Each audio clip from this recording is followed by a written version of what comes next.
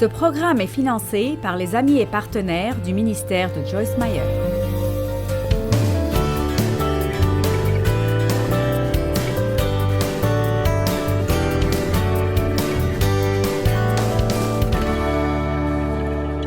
Nous devons être libres d'être nous-mêmes, d'être ceux que Dieu nous a créés pour être, de prendre nos propres décisions, de vivre notre propre vie, de vivre pour plaire à Dieu et de ne pas être manipulés par le passé ou les personnes de notre passé.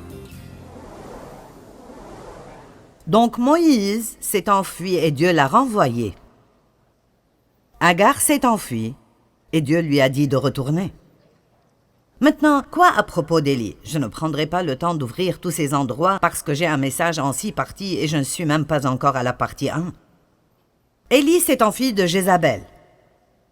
Il s'est enfui dans le désert. Il est devenu déprimé. Il s'est assis sous ce qu'on appelle un genévrier solitaire, quoi que ce soit, et il voulait mourir. Un ange est venu et l'a servi et puis il a fini par aller et se tenir debout dans une grotte. Et éventuellement, il a entendu la voix du Seigneur, la voix douce et calme. Et c'est si merveilleux de le lire dans la Bible amplifiée. Dieu lui a dit, « Que fais-tu ici ?» Si vous êtes dans une situation difficile et tout ce que vous faites est de vous asseoir, à vous apitoyer sur vous-même jour après jour, parce que vous n'êtes pas à l'endroit où vous voulez être, peut-être que Dieu vous dit ce soir, « Qu'est-ce que vous faites ?» Où que Dieu vous ait mis, il vous donnera la grâce d'être là avec une bonne attitude.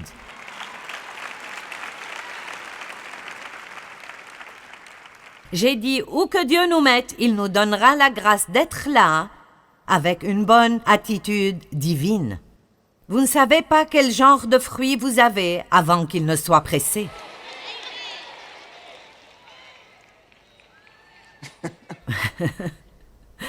Vous pouvez chanter des chants à propos de l'amour, la joie, la paix, la patience, la bonté, la bienveillance, la fidélité, la douceur et la maîtrise de soi, mais vous ne saurez pas si vous pouvez opérer dans le fruit de l'esprit ou pas jusqu'à ce que quelqu'un vous gêne ou vous pousse. Alors ne pensez pas que Dieu ne vous laissera pas entrer dans des endroits difficiles parce qu'il ne vous laissera pas seulement y aller, il vous y mènera. Le Saint-Esprit a mené Jésus dans le désert pour qu'il soit tenté par le diable 40 jours et 40 nuits. Il n'a pas erré là-bas parce qu'il était perdu. Le Saint-Esprit l'a mené là-bas pour être testé et tenté.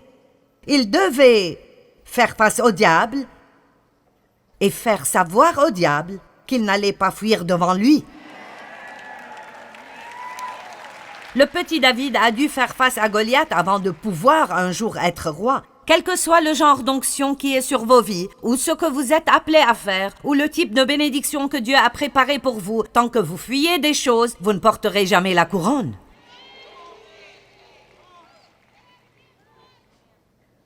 J'ai dû confronter mon père avant de pouvoir être ici, avec d'autres choses dans ma vie que j'ai dû confronter.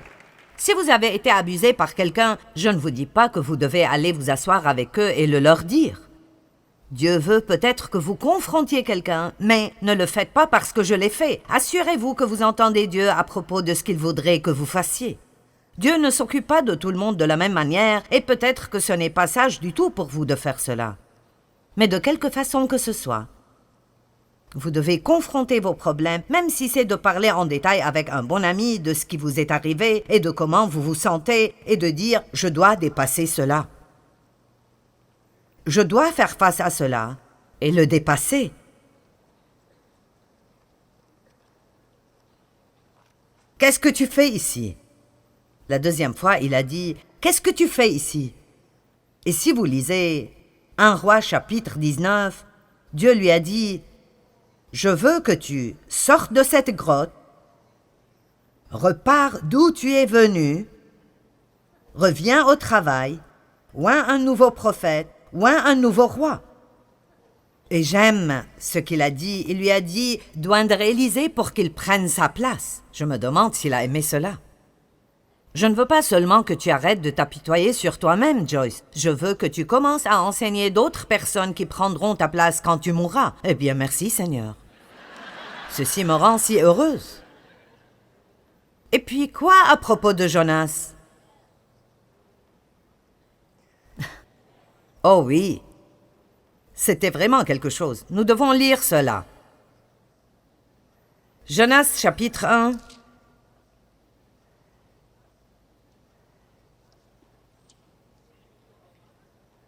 Verset 1. La parole de l'Éternel fut adressée à Jonas, fils d'Amithaï, en ces mots. Lève-toi, va à Ninive, la grande ville, et crie contre elle, car sa méchanceté est montée jusqu'à moi.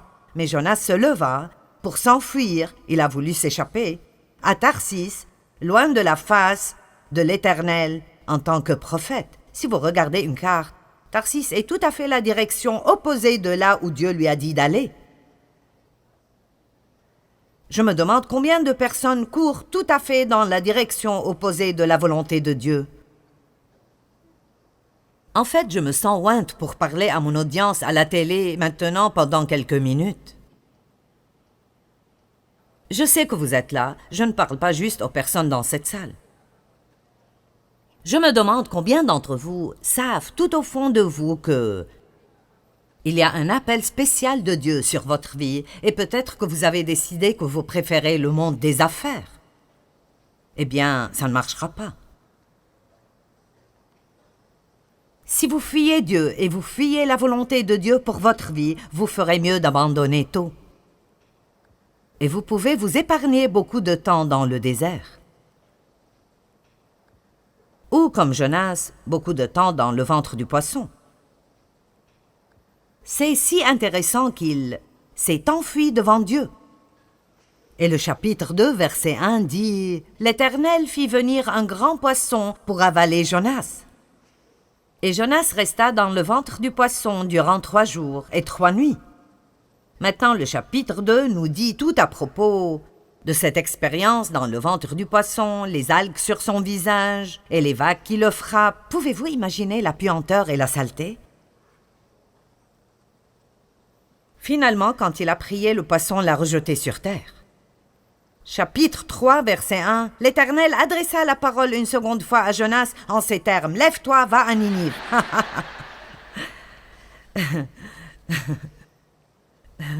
Qu'importe combien de poissons ça prend.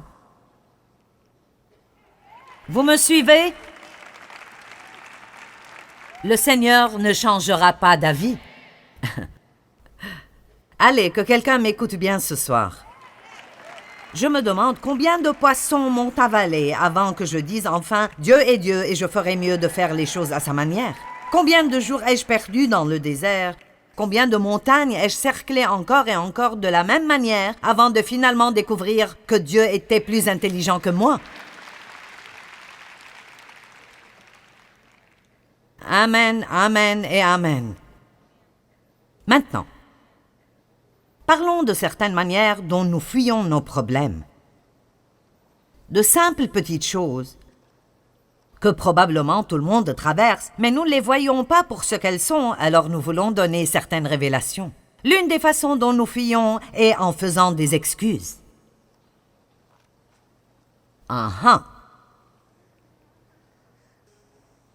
Luc 14, 18. Mais ils se sont tous mis à s'excuser, l'un après l'autre. Le premier lui dit « J'ai acheté un champ et il faut que j'aille le voir. Excuse-moi, je te prie. » Un autre dit « Je viens d'acquérir 5 paires de bœufs et je m'en vais les examiner et les essayer. Excuse-moi, je te prie. » Et voici mon préféré. Un autre encore dit « Je viens de me marier. »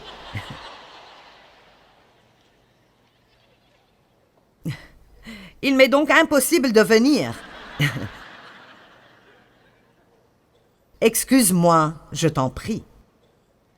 Maintenant, écoutez, certains d'entre vous seront indifférents envers cela, mais beaucoup de personnes utilisent l'excuse qu'ils ne peuvent rien faire pour Dieu parce qu'ils ont une famille. Eh bien, je vais vous poser une question. Quand Jésus a appelé ses disciples et ils ont tout laissé et l'ont suivi, vous pensez qu'aucun d'entre eux n'avait une famille? Pierre avait une belle-mère, donc il devait avoir une épouse. Et il avait probablement des enfants. Qui donc a dit que vous ne pouvez rien faire pour Dieu si vous avez une famille? Vous ne devez pas ignorer votre famille juste pour faire une sorte de ministère. Mais tout le monde a quelque chose que Dieu veut qu'il fasse. Tout le monde a quelque chose que Dieu veut qu'il fasse. Tout le monde a quelque chose que Dieu veut qu'il fasse. Tout le monde a quelque chose que Dieu veut qu'il fasse. Alors, quelle est votre excuse?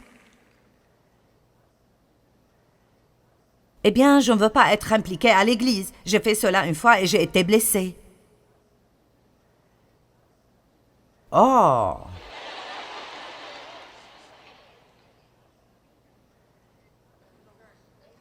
Écoutez, j'ai été si blessée à l'église que j'ai pensé que je ne guérirais jamais. Ne pensez pas que vous n'allez jamais être blessé à l'église. Certaines des personnes les plus méchantes sont dans l'église.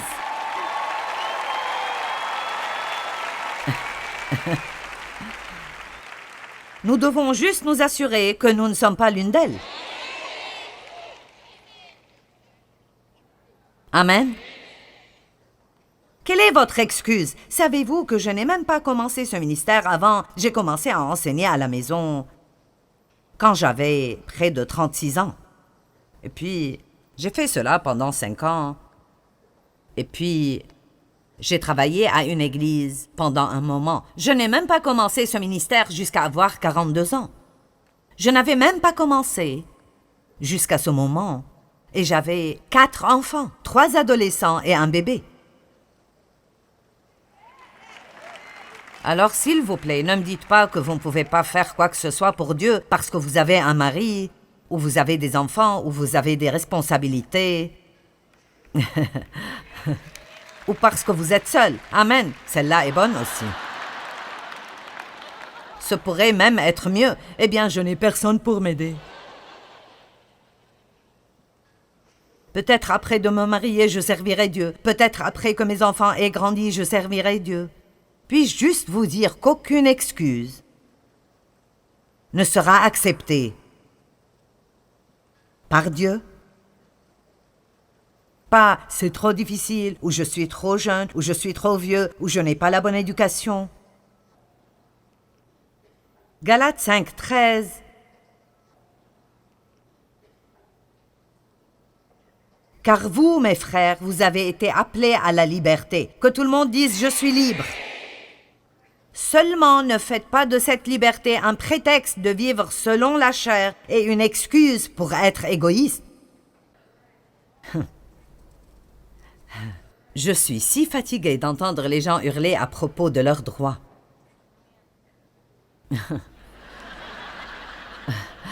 Laissez-moi vous poser une question. Quand on parle de l'obtention de vos droits, quand est-ce que c'est acceptable que ça me prive de mes droits? Amen. Je suis désolée, mais je ne comprends pas cela. À ce qu'il paraît, aujourd'hui, tout le monde a des droits, sauf les chrétiens.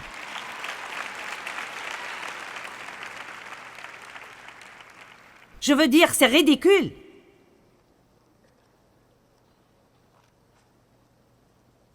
Je suis libre de faire ce que je veux faire. Eh bien, pas si ça fait du mal à quelqu'un d'autre.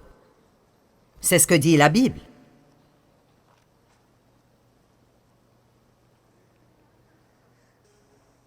Nous agissons charnellement et nous donnons des excuses. Nous donnons des excuses pour un manque de maturité spirituelle. Je suis fatiguée, je suis grincheuse parce que je ne me sens pas bien. Je suis grincheuse ce soir. Tout ça parce que j'ai eu une mauvaise journée au travail. D'accord, j'irai à la chose suivante. Les excuses sont des raisons fourrées avec des mensonges.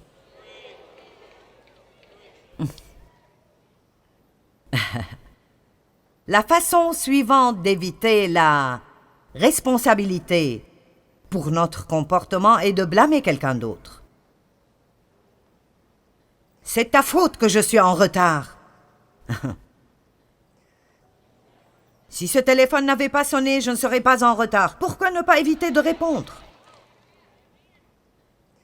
Pourquoi ne pas se lever un peu plus tôt chaque jour, ce qui demandera d'aller au lit un peu plus tôt ou préparer des choses la nuit d'avant pour ne pas faire l'excuse chaque jour, jour après jour, d'être en retard où que vous alliez? Si vous avez le problème d'être en retard partout où que vous allez, alors c'est un problème. Et c'est un problème qui doit être réglé parce que ce n'est pas juste pour les autres personnes de toujours devoir vous attendre. Mais tant que vous faites des excuses pour cela, vous ne serez jamais libre de cela. J'espère que vous m'aimerez toujours quand je finis ce soir. Maintenant, vous savez, les gens aujourd'hui sont vraiment en train de fuir la responsabilité. Les parents aujourd'hui, à cause d'un manque de vouloir juste s'occuper des choses, laissent passer les choses. C'est juste trop stressant. Si un parent accepte les demandes d'un enfant pour trop de sucreries et l'enfant tombe malade, est-ce la faute des parents ou la faute de l'enfant? Mais aujourd'hui, comme le monde marche, si le petit Johnny mange trop de bonbons et tombe malade, maman poursuit la compagnie en justice. Parce qu'ils ont fait les bonbons que le petit Johnny trouve bons, et elle obtient $1 million.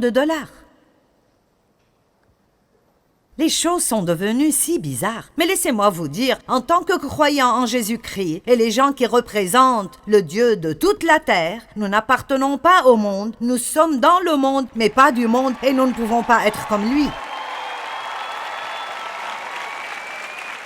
Et nous devons être responsables. Maintenant, laissez-moi vous dire quelques leçons tristes, mais dont nous pouvons, espérons-le, apprendre quelque chose.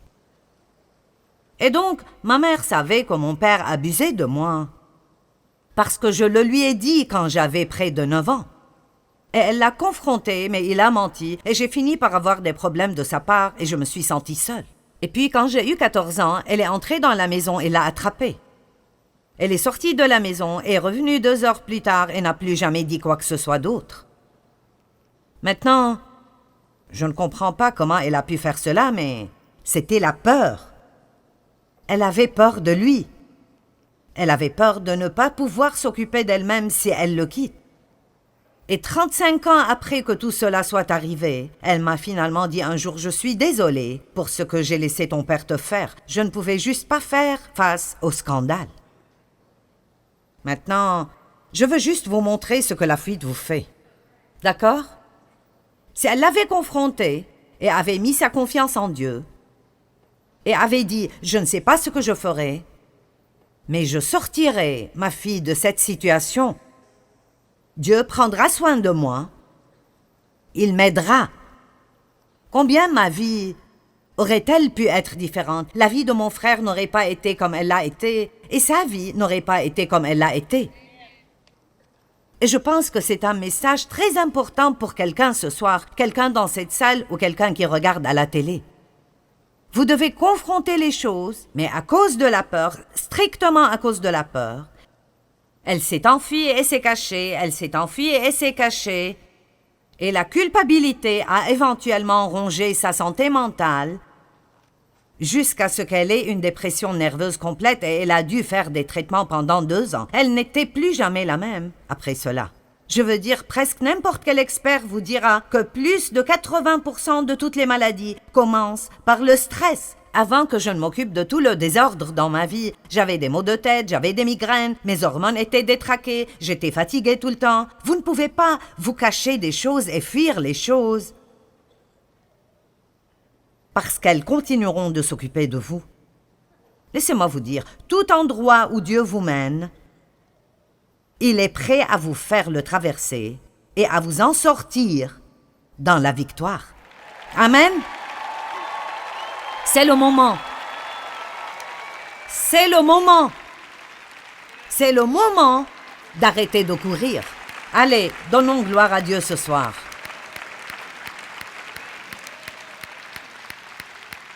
Seigneur, je prie pour chacun ici qui a besoin de confronter quelque chose dans sa vie. Qu'ils sachent que tu ne les emmèneras jamais quelque part où tu ne peux pas les protéger. Et que même si ça pourrait être difficile, ça vaudra la peine à la fin. Ils n'ont pas besoin d'être pressés, ils ont besoin de prier et d'entendre de toi et de commencer à faire des pas, un pas à la fois. Donc je prie pour un déversement spécial de ton esprit et une onction spéciale sur des personnes d'audace et de courage pour qu'ils ne fuient plus jamais devant rien dans leur vie. Je te remercie, Seigneur, parce que tu libères les gens. Au nom de Jésus. Amen. Merci.